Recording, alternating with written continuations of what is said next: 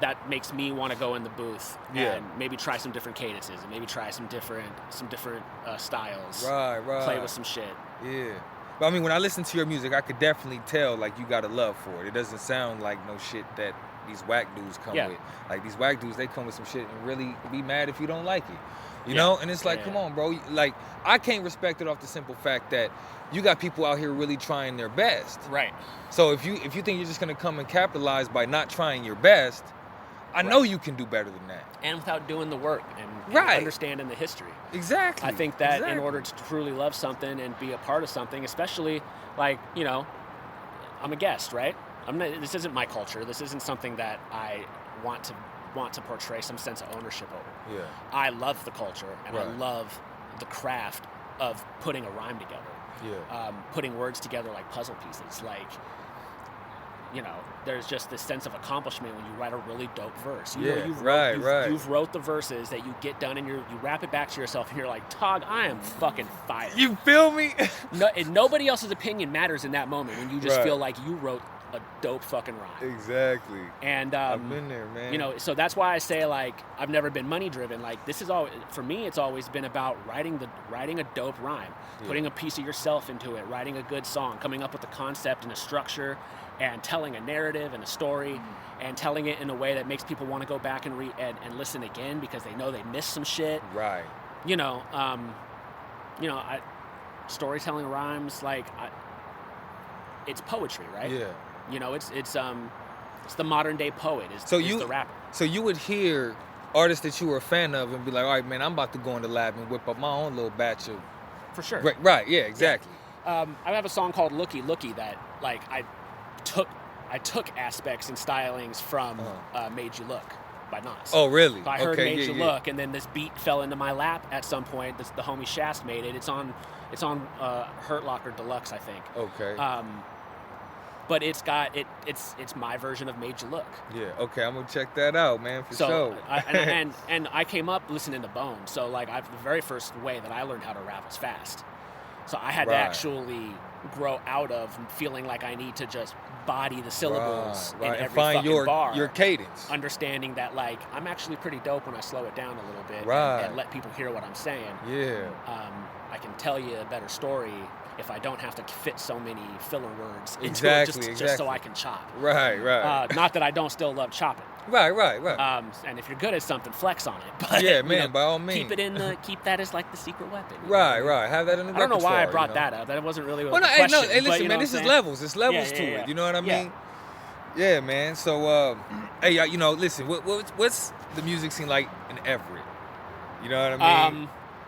Good, bad? It's interesting. It's interesting. It's pretty. It's a pretty 50-50 blend of stuff that's really good, and I support a lot of my brothers out there. You know what I mean? Yeah. Some of them I just don't know, or I have not liked it. It's nothing against the music. Like, make music. It's gonna be anywhere you go. Do what you do. I've never been the guy that's going to go out of my way to support something that I don't personally fuck with. Right. Not that I wish bad on anybody from Everett. I hope anybody that's from Everett, I hope that they're doing what they need to do to succeed at what they want to do. Right. However that shit comes out, I would love to see Everett cats be more on. Yeah. I've always felt like Everett cats are real quick, and it's not just Everett. It's cats from other areas too, but real quick to say I'm from Seattle instead of just embracing it and saying I'm from Everett. Yeah. I've always, my guy Dirt Tay's always been unapologetically Everett. I've always been unapologetically Everett. Let's go. That's what I'm talking about. I don't even live in Everett. Look. I was born in Linwood. Right. But I'm from Pasadena. Right. You know, and so it's unapologetically Pasadena. Right. You know what I mean? Yeah. So. I don't even live down.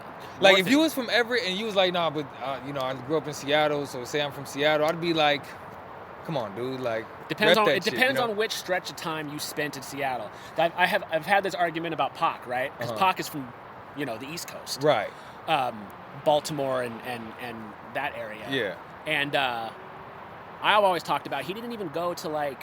I'm not saying he's not a Cali artist. I don't want nobody to think that I'm disrespecting the guy. But he came to Cali too, right? so he came at 16 years old. So I've always kind of made the argument that he's kind of a New York cat who claims who claims the West Coast. Yeah.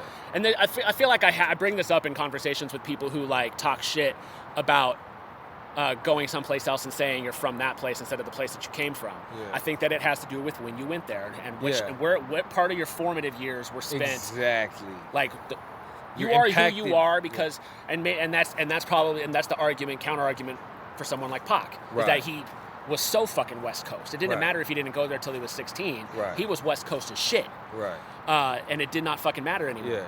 Well, I moved to Pasadena. It's just my devil's advocate bringing it up. Like, I mean, Pac was from fucking Baltimore, so I don't know. Well, I mean, but listen, but you say that to say. It's like, you know what I mean? Right. And so, I moved to Pasadena and I was 12. Yeah. So the people that grew up in Pasadena, born at the hospital, Huntington Hospital, and all of that. Right.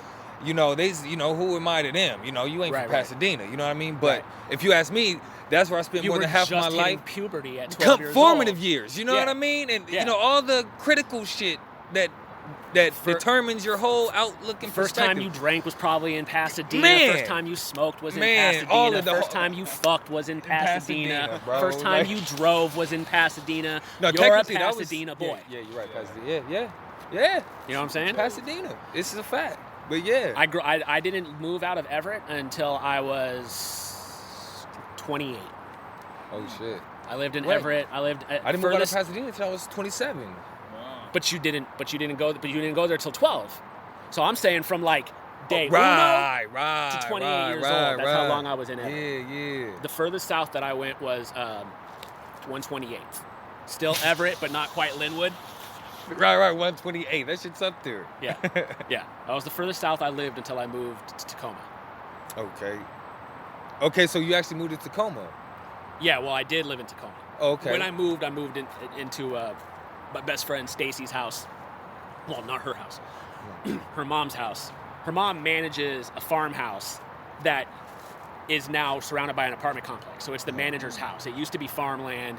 It got, renovated. Developed. Right. That area developed. It turned into an apartment complex. They made the farmhouse the manager's house. And then she had a badass basement that was basically furnished, ready to go for somebody to live there. We used to have parties down there all the time. A lot of our like release parties and birthday parties, and when they were doing their podcast, they would have Stacy's birthday down there and do the podcast during the birthday party. Yeah. I filmed Red Cup Affair in that basement. We had hella people over and did a party track. Yeah. I lived there when I filmed that. Yeah. We just got the bed out of there for a day, set up a DJ booth. Had a fucking dance floor, and it was fucking fire. So I moved in there and lived there for, I think, about 1.5 to 2 years, and then me and my girl moved in together. Okay. No doubt. And so, were you ever a part of, like, that whole Westlake district back in the day where, you know what I'm saying? Well, I mean, I hung out in Westlake. Okay, yeah. But I wasn't. You weren't on no rap shit back then and all that?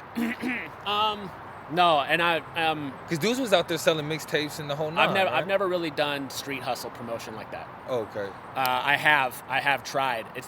That kind of hustle's never been my. It's really subjective, Like, I'm gonna be way 100 with you. The whole reason why my whole little movement worked was because of my circumstances. Sure. Right, and so I was actually able to come across individuals over a period of time and actually know everybody and develop some form of. So we've established that I didn't care about making money. What I wanted was for people to hear me. Yeah. And the thing that I've always taken away from selling my CD on the street is that there is nothing that makes that person interact with me after that transaction. They don't have to look at the back of the CD and see where I'm on Facebook, and they can go out of their way to come and find me. If I push everything online, everything is connected. You know how to get to me. You can come tell me I'm garbage, or you can come tell me I'm fire. But at least you tell me. You know what I mean? Yeah. And but does that mean you're against the physical release? The physical copy release? No, but I pretty much reserve them for selling at merch tables. Okay, and shows. Consignments and whatnot. And shows. Okay, well, shows. I did do the consignment thing on my first album, and I sold some. But then you have to have specialty advertise. You have to find special ways to advertise so that people know you're at each one of those shops without saying like. And that's all your effort. Right. To me, I mean, so I came in. I feel like when I came into releasing projects and really trying to make a name for myself. I came in kind of at the tail end of the generation that thought that you get a manager, you get a lawyer, you cut a record deal, you cut a demo, you get a record deal, you Right. sign a contract.